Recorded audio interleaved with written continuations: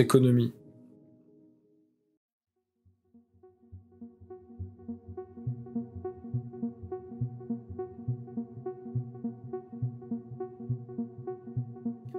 L'organisation des sociétés humaines est basée sur deux grandes activités complémentaires. La politique, qui consiste à prendre des décisions pour organiser la vie en société, et l'économie, qui consiste à organiser la production, la distribution, l'échange et la consommation des biens et des services.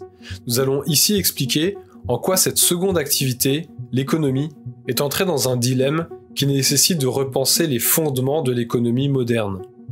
Mais pour cela, il nous faut revenir au milieu du siècle dernier. À la fin de la Seconde Guerre mondiale, la Conférence internationale de Bretton Woods institua une des pierres angulaires de l'économie moderne, le produit intérieur brut. Cet indicateur, conçu en 1934 par l'économiste Simon Kuznets, permet de mesurer la production de richesse à l'intérieur d'un pays. Il s'agissait d'un indicateur de mesure, nous en avons fait une finalité. Dorénavant, tous les pays qui utiliseront cet indicateur en feront la boussole qui donne le nord. Et ce pour plusieurs raisons. Premièrement, le PIB permet d'évaluer le niveau de production d'un pays et donc son degré d'activité.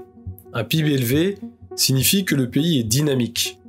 À la sortie de la Seconde Guerre mondiale, suivre cet indicateur était une assurance d'une reconstruction rapide des pays détruits par la guerre.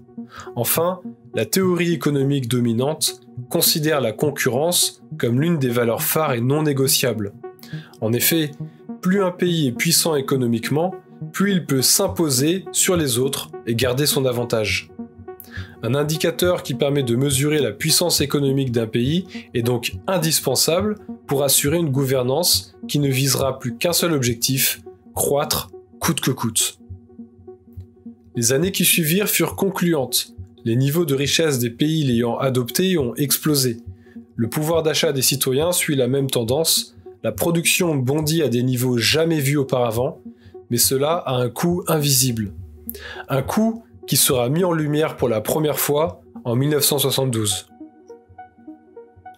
Des scientifiques du MIT publient un rapport intitulé The Limits to Growth, ou rapport Meadows, dans lequel ils mettent en alerte sur le sujet de cette fameuse croissance du PIB.